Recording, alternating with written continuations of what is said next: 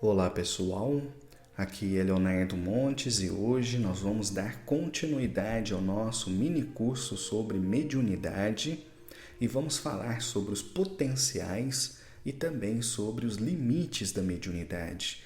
Esse é um assunto muito importante, mas frequentemente pouco estudado. Então, se você tem interesse, acompanhe até o final, que creio você vai se interessar sobre este assunto.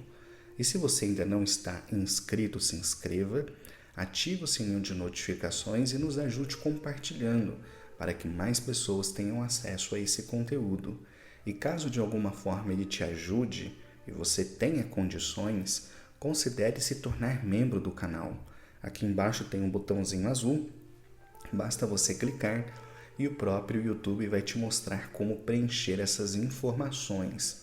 E caso você queira baixar as reflexões em MP3, você vai nos encontrar no Spotify, no Google Podcasts ou no Amazon Music. Basta você digitar Voz Espiritualista, porque todas as semanas eu estou publicando um estudo completo e você pode baixar por lá em MP3 diretamente no seu celular para ouvir quando e onde você quiser. Beleza? Bem, por que esse é um assunto importante? Frequentemente, as pessoas estudam sobre mediunidade, entendem como ela funciona, entendem quais são os tipos de mediunidade, mas frequentemente elas não falam sobre os potenciais e muito menos sobre os limites. E existem potenciais e também existem limites. Então vamos começar falando primeiro sobre os potenciais. Eu coloquei 4 itens sobre os potenciais e 4 itens sobre os limites. Nós vamos começar falando sobre os potenciais. O primeiro potencial da mediunidade é o atendimento. E por atendimento eu quero dizer consulta, a possibilidade de você conversar com uma entidade. Isto é o carro-chefe da Umbanda, por exemplo. E já foi muito importante no espiritismo no passado. Hoje já não é tão comum assim nos centros espíritas você ter a possibilidade de conversar com uma entidade através de um médium. Mas ainda existem centros espíritas que permitem esse intercâmbio, que nós chamamos de consultas espirituais ou atendimentos espirituais. Então, esse é um primeiro potencial. A pessoa chega ali, vamos dar o exemplo da Umbanda, né, que está mais próxima de mim. A pessoa chega no terreiro de Umbanda como consulente, em algum momento os guias falam que ela tem uma mediunidade, ela então começa a frequentar a casa, em algum momento ela vai ser chamada para o desenvolvimento, ela começa a trabalhar essa mediunidade, ela vai aprender sobre a doutrina, ela vai aprender os princípios fundamentais, ela vai aprender como ser médium, e ao longo de alguns anos de aprendizado e de prática, ela vai se tornar um médium. E se ela levar esse trabalho adiante com o correr dos anos, ela vai se fortalecer e vai ter a oportunidade de ser intermediário para que outras pessoas deem início às suas jornadas, da mesma forma que um dia ela precisou de um médium para que a sua própria jornada começasse. Isso é lindo, fantástico. Todo o bem que eu pude fazer enquanto médium, ele é consequência direta do amparo que eu recebi durante o meu desenvolvimento mediúnico. Então, olha quantas vidas, e falo isso sem falsa modéstia, quantas vidas eu consegui tocar pelos conteúdos de espiritualidade que só estão chegando até você até hoje, porque lá atrás, através de um médium, as entidades me disseram que isso era parte da minha tarefa. Então, tudo o que eu faço hoje é cumprir aquilo que elas me pediram para fazer. Me alertaram sobre essa responsabilidade. Então, as mais de 3 milhões de visualizações só aqui no canal Voz Espiritualista, sem contar o site, sem contar o outro canal, mais de 3 milhões de visualizações aqui, elas só existem porque lá atrás as entidades me encorajaram isso através de um médium. E quantas outras pessoas, através de mim como médium, não iniciaram as suas vidas espirituais. Não estão hoje trabalhando em terreiro, trabalhando em centro espírita, numa casa espiritualista, findando sequência à sua espiritualidade, realizando os seus trabalhos das mais diversas formas. Então esse é um primeiro grande potencial da mediunidade, né? Ser um canal para atendimento das pessoas. E se você já frequentou algum terreiro, algum centro espírita, alguma casa espiritualista, se você já pôde conversar com uma entidade séria, através de um médium sério, você já deve ter sentido o quanto isso nos fortalece, o quanto isso nos engrandece, o quanto isso nos toca a alma, não é? Então esse é um primeiro grande potencial da mediunidade. A capacidade de tocar a vida das pessoas, de despertá-las para a espiritualidade, despertá-las para a mediunidade. E isso frequentemente começa com o atendimento, não é? O segundo grande potencial da mediunidade são os tratamentos, né? Existem em alguns lugares do Brasil vários centros que são referência no tratamento espiritual. Por exemplo, aqui pertinho, na cidade de Araxá, existe a Casa do Caminho, que construiu um hospital e começou como sendo um pequeno grupo de pessoas que davam passes e cuidavam de doentes. Aqui também um pouco mais distante, mas na cidade de Franca, em São Paulo, tem lá todo um hospital espiritual que foi criado ali a partir, né, do médium João Berbel e do Dr. Alonso Espírito. Quando eu era jovem, frequentei um centro aqui na cidade vizinha de Uberlândia, que não me lembro o nome, mas que fazia um tratamento espiritual gigante, assim, um dia de sessão que tinha mais de 800 pessoas que iam buscar ali através do Dr. Hansen. Então, ao longo, né, do todo o território nacional, a gente ouve referências, né? Por exemplo, no Rio de Janeiro tem uma casa muito famosa, cuja fama chega até aqui, que é o Templo Espírita Tupiara, não é? Que é um centro que faz também trabalho de tratamento espiritual há décadas. Então, por todo o Brasil existem grandes instituições e também pequenas instituições que se consagram no que se refere ao trabalho mediúnico, buscando a cura emocional, cura física, cura mental, né? E a mediunidade é muito importante nesse sentido. Não só a mediunidade de cura propriamente, e também não só os passes, mas todo o processo, né? Todo o esquema que é criado para que através da mediunidade, seja na consulta, no passe, no atendimento, nas cirurgias espirituais, se possa levar socorro e amparo para pessoas que estavam muitas vezes desesperadas. Então, um outro potencial da mediunidade está com certeza nos tratamentos espirituais, que são muito frequentemente buscados, né? Eu me lembro alguns anos atrás, quando veio um médium aqui na cidade chamado Paulo Neto, se não me engano era esse o nome, e ele vinha em alguns centros espíritas e a cidade se movia para poder participar desse trabalho. Saía no jornal, saía na televisão, vários centros espíritas se uniam, se organizavam, né, para que esse médium pudesse fazer os trabalhos dele de cura.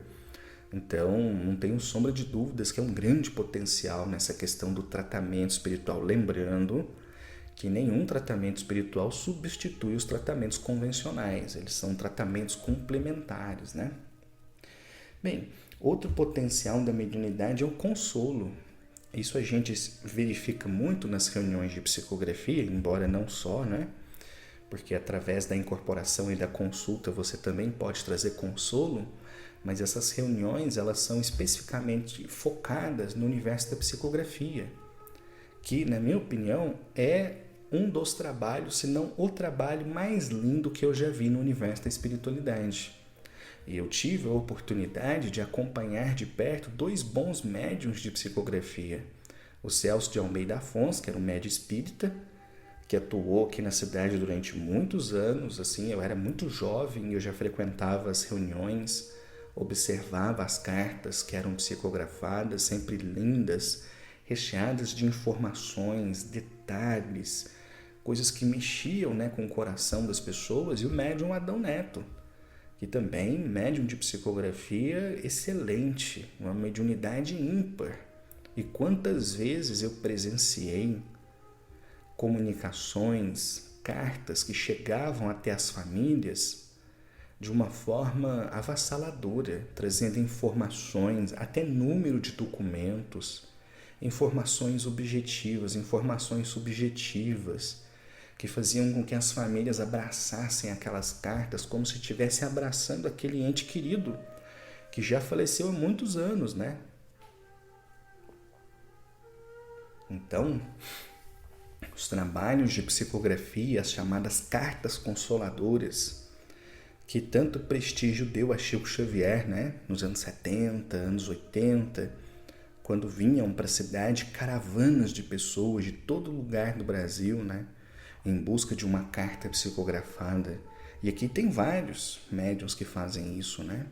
Então, o potencial que essas cartas têm para transformar a vida das pessoas. Aliás, faz tempo que eu não conto essa história, mas eu acho que ela cabe aqui, né? O meu interesse sobre a Umbanda começou em 2013. Dia 8 de janeiro agora de 2023, se completará 10 anos em que eu estou no universo da Umbanda, enquanto estudante, pelo menos, né? Comecei a estudar em 2013 e só comecei a trabalhar em 2015, mas desde 2013 eu já estudo sobre a Umbanda. Mas o que realmente foi o fator divisor de águas na minha vida foi quando a minha esposa estava, né, no terreiro em que eu me desenvolvi. Era um terreiro que fazia psicografia.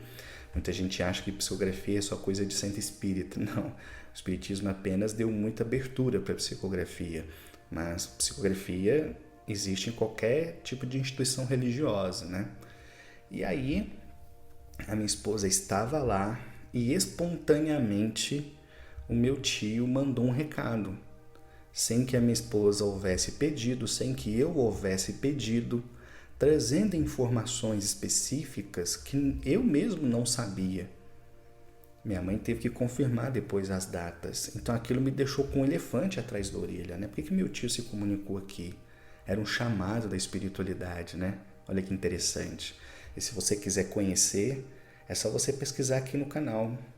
Se eu não me engano, o vídeo chama Psicografia do Meu Tio. Alguma coisa assim. Já tem muitos anos que eu publiquei esse vídeo, mas lá vocês vão conferir os detalhes. Então, olha a força da psicografia, né?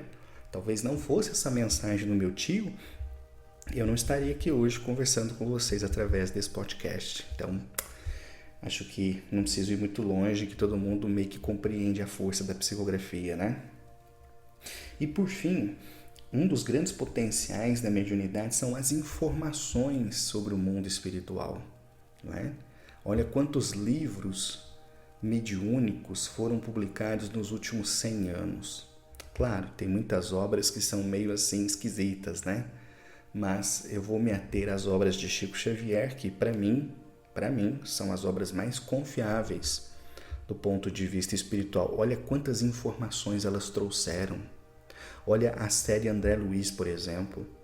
É uma série fantástica. Se você quer entender o mundo espiritual, se você fica boiando, não sabe direito como é que são as coisas, é simples. Leia André Luiz. Começa lá com o Nosso Lar. E vai até, se eu não me engano, E a Vida Continua, que eu acho que é o último livro. São 13 livros, chamada coleção A Vida no Mundo Espiritual. Esses 13 livros, por si só, já vão te dar material para você estudar o resto da sua vida.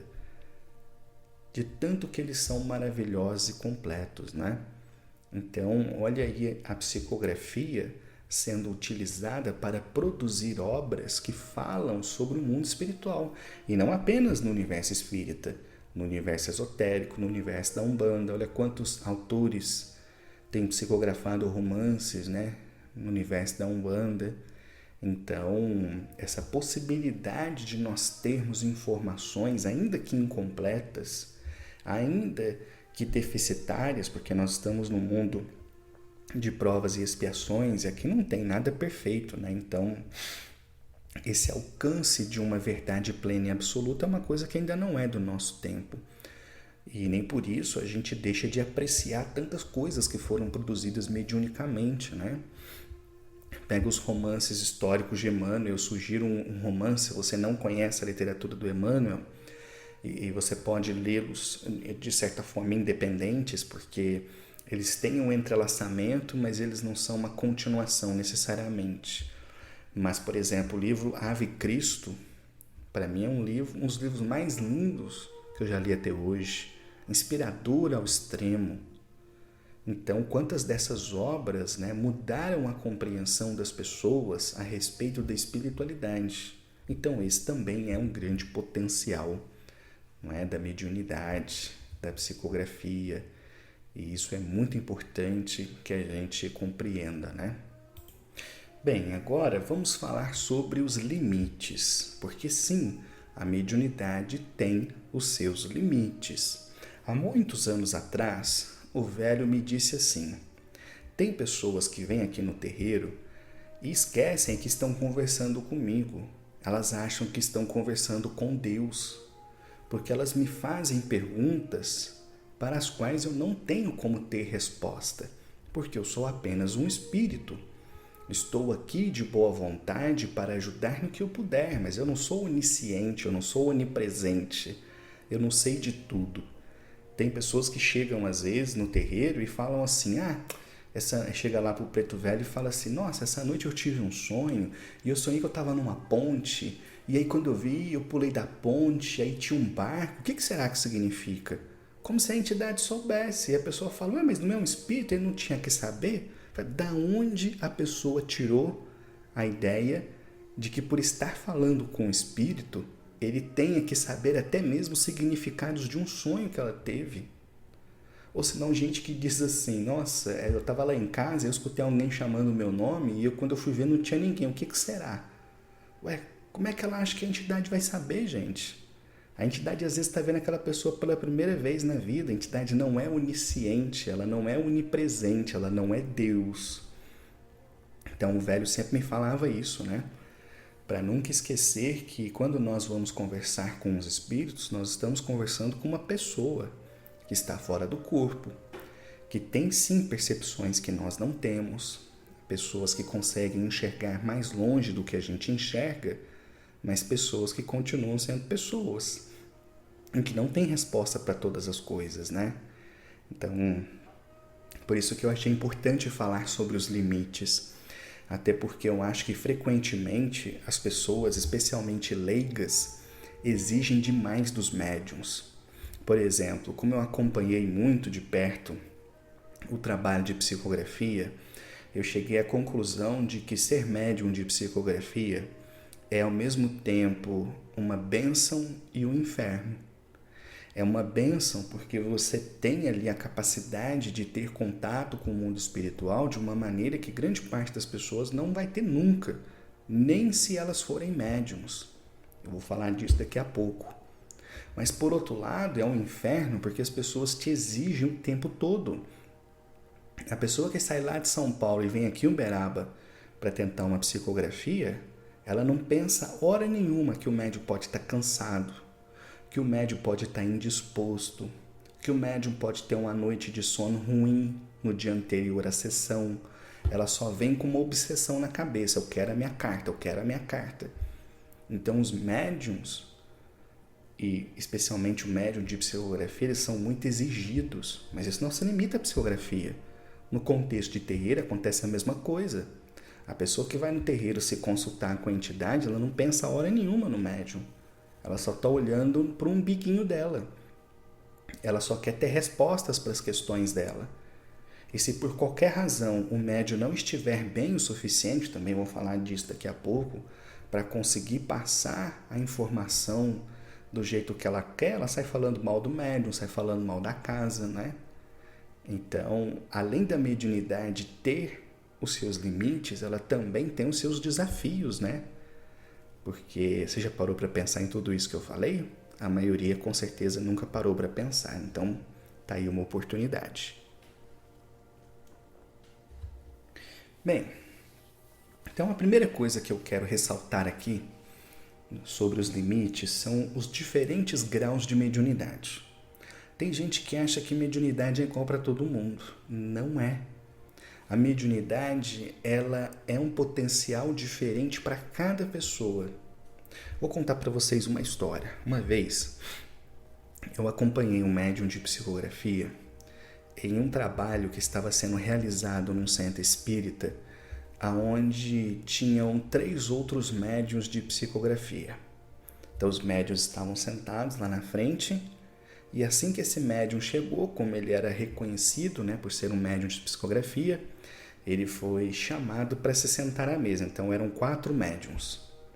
E ali durante as palestras, todos eles entraram em transe.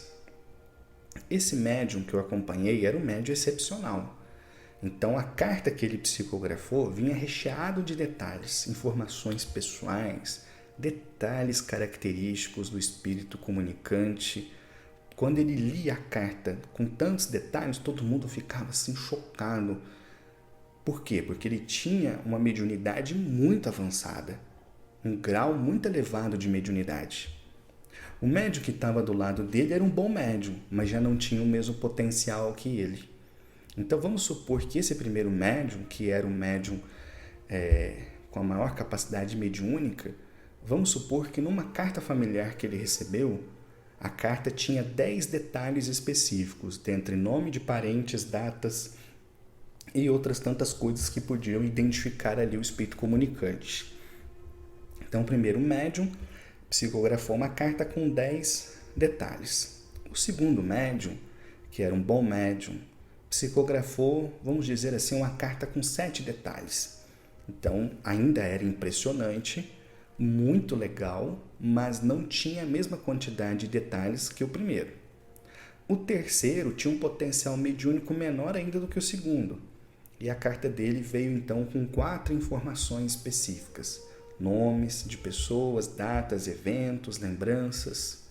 Então isso já era bem menos impactante, apesar de ser robusto o suficiente para provar que era ali o ente querido se comunicando. O quarto médium tinha um potencial mediúnico menorzinho ainda, e a carta dele veio apenas com 2 informações. Era uma carta de conteúdo mais generalista, de conteúdo mais evangélico, e ali no meio você tinha um nome ou outro fato que era destacado e que o médium não poderia saber. Então entendam, não estou dizendo que eles não eram médiuns, todos eram médiuns, todos estavam psicografando, mas cada um tinha um potencial diferente.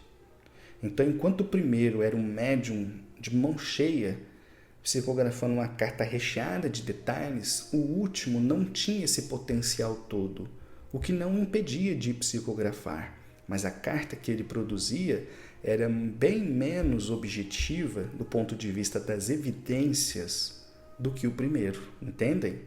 Então o que explica isso são os diferentes graus de mediunidade. Às vezes você vai num terreiro e você passa ali com o médium incorporado, que a entidade dele vai abrir a sua vida como se estivesse assim, entrando na sua mente, Vai falar nome dos seus parentes, vai falar lugares em que você esteve, enfim, ela vai falar tanta coisa objetiva que você vai ficar de queixo caído. E às vezes você vai passar com outro médium, às vezes do mesmo terreiro, e o médium não vai conseguir mais do que passar algumas informações assim muito genéricas.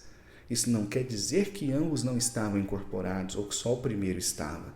Isso quer dizer que entre o primeiro e o segundo médium existe uma diferença que se explica pelos graus de mediunidade. O primeiro tem uma mediunidade muito mais refinada do que o segundo. Entendem? Então esse é um ponto importante. A mediunidade não é igual para todas as pessoas. As pessoas têm potenciais diferentes e quando você atinge o seu potencial, acabou. Não é um desenvolvimento infinito, um desenvolvimento ilimitado. Pelo contrário, é um desenvolvimento que tem um teto. Só que imagina, por exemplo, o teto de um Chico Xavier da vida. Seria uma coisa de estarrecer qualquer pessoa, Como tem, aliás, infinitos casos falando sobre isso. Ao passo que um outro médium... Aliás, eu quero fazer esse adendo, que eu acho esse um ponto importante, porque eu vou te falar. Lembra que agora há pouco eu falei que as pessoas vão até os terreiros, vão até os centros espíritas, e elas não param para pensar nos médiuns? Elas não têm esse cuidado? Então, vou dar um exemplo para vocês. Uma vez, eu fui num centro espírita e nesse centro espírita tinha 2 médiuns. Os 2 médiuns estavam psicografando na sessão pública. O primeiro médium, vamos dizer assim, que ele conseguia, naquela relação que eu fiz, ele conseguia 4 informações específicas na carta dele. O segundo médium conseguia 2. Ambos eram médiums, trabalhavam seriamente, mas não tinham aquela mediunidade psicográfica avassaladora, ok? Aí o que acontecia? Como todo mundo já sabia que um dos médiums conseguia produzir cartas um pouco mais robustas que a do outro, então todo mundo queria carta com ele, não queria carta com o outro. Como se a carta do outro fosse ruim, fosse menos importante, e ela não era. Ela apenas não tinha tanta capacidade de trazer informações tão específicas. E aí o que acontece? Esses médiuns psicografaram a sessão inteira.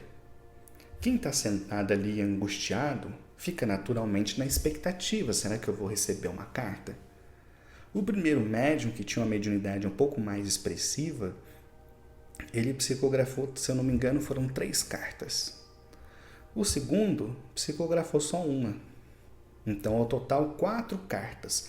4 famílias receberam uma comunicação de um ente querido gratuitamente desses médiuns que estavam lá, fazendo um grande esforço, abrindo mão de parte da vida deles para estar ali atendendo as pessoas, trabalhando do jeito que eles conseguem, com a mediunidade que eles possuem. E logo quando a gente estava saindo do centro, eu escutei pessoas reclamando: não gostei não, achei que iam vir mais cartas. Nossa, ficaram escrevendo a sessão inteira e só vieram 4 cartas. E você viu aquele outro lá? As cartas dele são muito genéricas, tem uma ou outra informação só, específica. E eu falo: cara, você acha pouco? Você acha que é fácil? Senta lá na frente então. Vai psicografar perante uma multidão que está ali pensando no próprio umbigo, que não liga a mínima para você, que não liga a mínima se você está bem, se você brigou com a sua mulher, se você tem conta para pagar, se você não tem. Entende o desafio do médium? É pauleira, hein? E no universo da Umbanda, quantas vezes já aconteceu algo semelhante? A pessoa senta ali em frente a uma entidade e ela quer ser estuprada mediunicamente. Quer que a entidade fale até o que ela comeu no almoço. E se a entidade não falar, sai falando mal da casa, sai falando mal do médium, né? Eu sempre digo, se você quer ter uma experiência espiritual legítima, vá com o coração aberto. E provavelmente você vai ter uma experiência fantástica. Mas se você se sentar no alto da sua cadeira, do seu trono da arrogância, imaginando que o mundo espiritual tem que mover céus e terras para te convencer, provavelmente você vai ficar sentadinho a ver navios. Bem, agora vamos falar das especialidades. Os médiuns têm as suas especialidades. Não adianta querer o que o outro tem. Não adianta, por exemplo, eu querer ser um médium de psicologia. Porque lá no começo desse estudo eu falei assim, tem gente que tem potencial para ser médium, tem gente que não tem. E muita gente que não tem potencial para ser médium fica pulando de centro em centro, terreiro em terreiro, até achar alguém que diz assim para ele: você é médium sim. Aí ele fica: que legal, finalmente alguém viu minha mediunidade. Não viu. Se você passou por um monte de lugar e todo mundo falou que você não é médium, então provavelmente você não é mesmo. Agora aqui a gente enfrenta um outro problema, que é aquele que não está satisfeito com a mediunidade que possui. Então ele chega lá, por exemplo, as entidades falam assim: olha, você é um médium de incorporação e você vai ser um excelente médium de incorporação para trabalhar na desobsessão. Aí ele fala: mas eu queria psicografar. Eu acho tão bonito. Aí vem na fantasia, né? Então ele não está contente com o que ele tem. Não, os médiums têm as suas especialidades. Mesmo entre os médiums psicógrafos, por exemplo, nem todos vão escrever livros, nem todos vão escrever romances. Tem médiums de psicografia que trabalham no receituário. Então, o cerne da psicografia dele não é trazer carta de pai, de mãe, de tio, é trazer receituário homeopático, fitoterápico. É com isso que ele trabalha e vai fazer um excelente trabalho. Se de repente ele quiser começar a psicografar cartas familiares, talvez ele não consiga. Aí tem um médium de incorporação que não está satisfeito de só ser médium de incorporação. Ele quer também ser médium vidente, ele quer ver os espíritos, só que às vezes ele não tem essa capacidade. Então a mediunidade tem esses limites e tem as suas especialidades. Se a sua especialidade é X, é com X que você vai morrer. Não tem como você desenvolver algo para o qual você já não veio equipado. Então, como se diz, cada um no seu quadrado, né? Além do mais, a gente tem que considerar as imperfeições do médium. As pessoas tendem a achar que os grandes médiums são grandes espíritos, evoluídos, sábios, e isso frequentemente vira uma baita decepção, porque não são. Frequentemente é o inverso. Os maiores médiums que eu conheci até hoje eram as pessoas mais perturbadas que eu já conheci até hoje, de difícil convivência fora do trabalho espiritual e às vezes até mesmo de difícil convivência dentro do trabalho espiritual. Porque muitas vezes aquela mediunidade expressiva que faz com que as pessoas admirem, ela é fruto, na verdade, do tanto de karma que ele acumulou, do tanto de dívida que ele tem. Certa vez, eu conversei com uma entidade de um médium brilhante e falei, olha, por que ele, que é uma pessoa tão indisciplinada, tem uma mediunidade tão expressiva e eu, que sou uma pessoa tão dedicada, não tenho uma mediunidade nesse nível? E a entidade virou para mim e falou assim, filho, era isso ou cama. As dívidas que ele tem são tão grandes que a justiça divina falou, olha, ou você vem trabalhar para o bem através da mediunidade, que é o que a gente está precisando no mundo, ou você vai vir e vai ficar de cama, porque você precisa lidar com as consequências do que você fez. Como que você quer lidar com isso? Trabalhando no bem e produzindo? Ou você quer sofrendo na carne? O que você escolhe? Então essa ilusão que as pessoas têm que os médiuns são pessoas perfeitas, lindas, maravilhosas, pacíficas, espíritos evoluídos, basta você conviver uma semana na casa dele que você vai ver que é muito diferente, né? Eu costumo dizer assim, eu mesmo já escutei muito isso. As pessoas gostam dos meus conteúdos, gostam das reflexões, gostam da maneira que eu explico e aí falam para mim, você é um iluminado. Nossa, porque... Falo, gente, se você vier aqui na minha casa, passar um fim de semana comigo, você vai ver que essa iluminação que você imagina em mim vai sumir rapidinho. Então, a gente tem que ter um olhar, não é esse olhar bajulador e infantil sobre os médiuns, é o contrário. É um olhar caridoso, é um olhar compassivo, porque frequentemente os médiuns são pessoas que sofrem muito, intimamente, emocionalmente, no trato consigo mesmos. Não é fácil a vida do médium. Muitos tormentos, muitos desequilíbrios emocionais. Nossa, é só conversar com qualquer dirigente de reunião mediúnica que ele te fala isso. Não precisa acreditar em mim, não. Então, os médiuns têm muitas imperfeições que eles precisam trabalhar dentro de si. E que quem está de fora não deve bajular, deve ajudá-lo. Porque o médium sofre muito. E por fim, vamos lembrar que a ideia aqui é só fazer um curso introdutório, né? Os pontos mais importantes, não é fazer o abecedário da mediunidade, né? Mas por fim, nós precisamos falar dos erros. O que eu quero dizer com isso? Todo médium erra. Gente, eu já falei algumas vezes aqui no canal e tem muita gente que fica horrorizado quando eu falo isso, então eu vou falar com muita calma. Você nunca conversa com uma entidade, a não ser que ela materializa na sua frente ou quando você morrer. Você sempre conversa com o médium, que em estado alterado de consciência consegue assimilar até certo ponto os pensamentos da entidade para traduzi-lo numa consulta. ou numa carta psicografada, e assim sucessivamente. Tem um episódio que, inclusive, ele aparece lá naquele filme sobre a vida de Chico Xavier. Não me lembro se esse é o título do filme, né? Faz tempo que eu vi, mas vocês devem ter visto, né? Com um monte de ator global e tal. E lá tem um momento em que a mulher vai e cospe na cara dele, porque na carta estava escrito mãezinha. E ela fala: meu filho nunca me chamou de mãezinha. Então ela renega toda a carta, mesmo com um monte de evidências, porque ela diz que o filho não a chamava de mãezinha.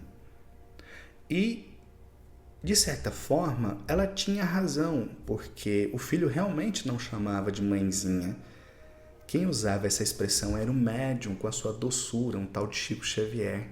Então ele falava as mamães, as mãezinhas, porque era uma forma carinhosa. Às vezes, no momento em que o espírito quis ditar essa frase, ele disse a minha mãe, mas o médium traduz como mãezinha. Ele consegue captar a essência daquilo que o espírito está dizendo, mas ele escreve conforme as suas próprias palavras. E frequentemente esse processo ele também produz erros de escrita, erros de pronúncia. E o médium, quando é humilde, ele vai lá e corrige, principalmente se o nome da pessoa for muito estranho. Ele vai: não entendi direito. Quando a minha sogra recebeu uma carta, aconteceu isso. Na hora que o médium foi ler a carta, ele leu como vindo de Augusta. Por quê? Porque no momento vertiginoso da escrita, parecia que era Augusta, porque Augusta é um nome relativamente ok para uma senhora, certo? Né? De tempos atrás. Mas o nome real dela era Argentina. Só que Argentina, quando você pensa em Argentina, você pensa num país, você não pensa numa mulher, certo? Então, no momento da escrita, o restante do nome dela estava correto, o sobrenome.